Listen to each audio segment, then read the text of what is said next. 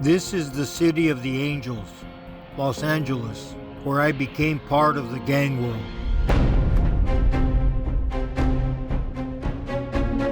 My name is Ramon Mendoza, also known as Mundo. I am a former Mexican Mafia member who once specialized in murder, and I am here to talk to you about my life. After more than 2 decades away from my roots, this is where my story begins. There's the Sears building. We're in the Boyle Heights section of East LA, heading to the projects of Barrio Nuevo. The Sears building is a significant landmark for anybody from this area. If you talk to anybody, whether he be a cop or a gang member, and you mention the Sears building, you immediately know that you're in Barrio Nuevo territory. There is definitely an overdose of nostalgia. A lot has changed since I've been here, but much remains the same. This is B&E. Some of the establishments that you see were here when I was a kid, but they have different names. These are all part of the projects? This is all part of the Strata Courts projects. This was government housing, right? Yes. And there's Ornelas Market, but now it's called something else, CNC Market. This is where all of our families would get credit and buy their food. And now here, if you go slowly, this is a street where I was born, Concord Street. And to the right, you see the projects, and I don't know exactly which one was mine or where my family lived. As a teenager, I gravitated to the streets. Enduring my dad's physical abuse as a kid, I'm sure contributed big time to my rebellion against authority. As I sit down with the detectives, I will explain how my life as a street and prison killer began.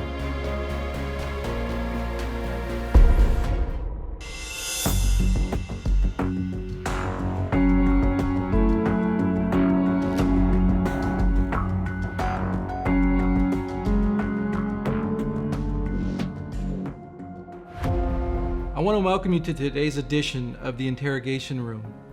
Today we have a special guest. It's Raymond Mendoza, also known as Mundo. Mundo, I want to thank you for sitting down with Dave and I today. Thank you for having me. It's an honor. We wanted to ask you a few questions, first of all, about your life, where you came from, and how you got to where you are today. So I'm going to turn it over to Dave at this point. Hey, Mundo, you and I, we've had several conversations before in the past about our family genealogy, how important that is, and how that actually makes us who we are today. I remember one of the stories that you mentioned to me, and I found it actually very interesting, was your tios, who not only fought for Pancho Villa, but they were part of the Los Dorados. And we've talked about like Los Dorados were like a special elite group, like the Navy SEALs are today for the Navy. They were an elite group that actually fought directly for Pancho Villa, and they were the ones that he would use on all their special missions. Yes, sir. Correct? Tell us about your past. Well, like many families, I think we all grow up with our family war stories. Mm-hmm. And mine was no different. As a kid, we heard a lot of war stories. My great uncles fighting with Pancho Villa. Mm-hmm. They were Dorados. My family originated, the two cities were Guadalajara and the state of Chihuahua. And of course, this is on my mother's side because I never knew my natural father. After the revolution ended in the early 1900s, Grandpa made a decision to move to the state of Kansas with his wife, my grandmother, mm-hmm. to work on the railroad, the Southern Pacific mm-hmm. Railroad. And that's where my mother was born. So they lived there for about 14 years until mm-hmm. Grandma got homesick. They went back in 1942. Mm-hmm. They returned to Chihuahua. And then how did you end up in Los Angeles? Because that's where you were born, correct, in East LA? Yes, so my mom, she got pregnant of me mm-hmm. with the father I never knew. And he didn't want a relationship. So while she was pregnant of me, her and her cousin came across, went to El Paso briefly and decided, let's keep going, let's go to Los Angeles. She met my stepdad. They moved to the Strata Courts housing projects in East LA. And I was born on Concord Street in the projects in the general hospital. And then I remember reading your book. You mentioned that you were an altar boy in the Catholic Church. Tell us a little bit about your religious experience as a little boy. I wasn't a very good practicing Catholic, so to speak. I don't remember ever believing in God. It was more of a tradition, kind of like frijoles and tortillas, for Mexicanos. We had our traditions, and being a Catholic was one of those traditions. While I was involved with the Catholic Church as an altar boy, I did a lot of things that were shameful. Stealing money. We would eat some of the wafers and drink the wine, and we were basically traviesos. How old were you when you were doing this? In my early teens, 12, 13 years old, because I had a very volatile relationship with my stepfather. As a youngster, bounced me off the walls, and I perceived that a lot of this had to do with the fact that I wasn't his natural son. So the wrath of my dad would fall upon me, and it was an on again, off again kind of thing. When it was on, he used to beat me quite a bit. When it was off, we would enjoy a lot of memorable moments together, like going to Dodger games. Was he an alcoholic? And yes, my dad was an alcoholic, and this is when he turned the most violent, when he was drinking. He would take it out on me and one of my sisters, and also take it out on my mom. I still loved him up until the day he died. He died young from alcohol. He was about 39 years old young. when he died, very young. Mundo, I read somewhere about you that you have memories growing up as a young man, young boy, as crying yourself to sleep. Is that true? Yeah. When Dad used to hit me, again, he'd pull out whips, electrical cords, belts, use his shoes, kicking me and the whole thing. And I remember the welts on my back. And so I remember crying myself to sleep and feeling the comfort of the soft sheets. Did you grow up with a lot of hate toward him? What it did is it generated in me a sense of rebellion. I rebelled against him. I rebelled against the authority that he represented. And although I'm not a shrink, I can tell you that probably contributed pretty much to who I ultimately chose to become. So, I mean, that your propensity to violence was introduced at a very young age. So as you got older, you basically became immune to pain and you became immune to violence. That's exactly it. I experienced trauma without recognizing what trauma was. Now I can look back and go, wow, that's what happened. I went through some trauma. And of course, there's a time when the macho in you doesn't want to admit that. No, I'm tough.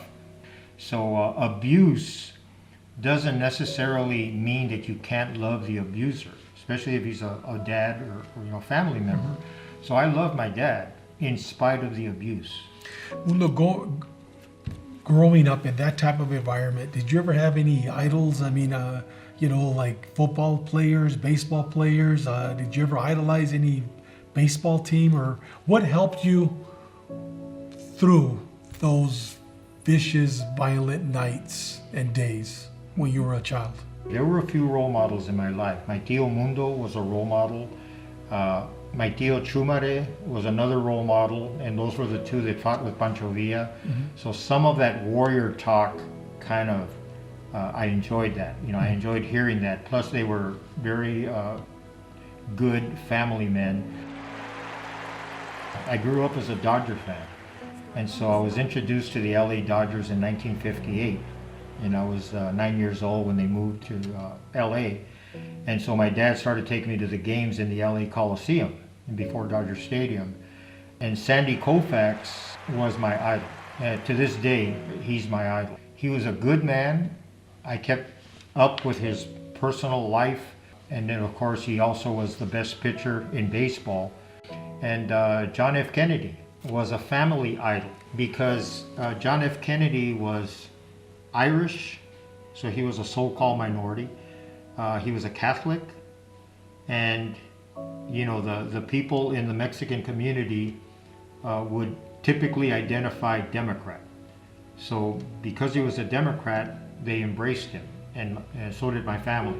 Well, any certain events that occurred when you were still at a very young age, any major events that occurred that you still recall, you still remember vividly, that actually impacted your life? I can still recall being in my arts and crafts class at Stevenson Junior High School, and the intercom gave us the information that John F. Kennedy, our president, had been assassinated on November 11th, 1963. I remember that date and that day very vividly. And when I remember when I went home, my dad, we always called him the thinker, because he always would sit at the dinner table with his hand, his fist, like this, and he would always be thinking, because we were very poor. There was always a lot of bills, and Dad was always thinking of, how's he going to pay all the bills. So I got home, and he's sitting there in that position, but this time he was crying. And he was crying. Was that the first time you had ever seen him actually express some type of emotion? This was the first time that I had ever seen my dad cry. And so that continued to reinforce to me the reason that I loved him.